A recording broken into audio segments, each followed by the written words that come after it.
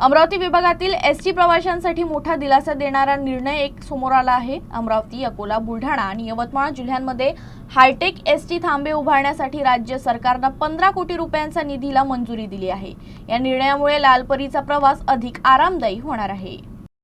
महाराष्ट्र राज्य मार्ग परिवहन महामंडळाच्या अमरावती विभागात प्रवाशांच्या सोयीसाठी अत्याधुनिक प्रवासी निवासी मार्ग निवारे उभारण्याचा निर्णय घेण्यात आला आहे। अमरावती, अकोला, बुलढाणा आणि यवतमाळ या चारही जिल्ह्यातील प्रमुख मार्गांवर तसेच ग्रामीण भागातील वर्दळीच्या ठिकाणी हे हायटेक थांबे उभारले जाणार आहे। या निवाऱ्यांमुळे प्रवाशांना ऊन, वारा आणि पावसापासून संरक्षण मिळणार असून एकाच ठिकाणी आधुनिक सुविधा उपलब्ध होणार आहे।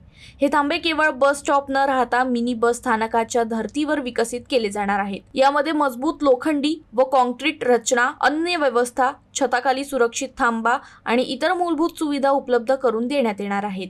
या प्रकल्पासाठी शासनाने 15 कोटी रुपयांच्या निधीला प्रशासकीय मान्यता दिली असून कामांची निविदा प्रक्रिया लवकरच सुरू होणार आहे। सार्वजनिक बांधकाम विभाग किंवा महामंडळाच्या सिव्हिल इंजिनिअरिंग विभागामार्फत ही कामं राबवली जाणार आहेत।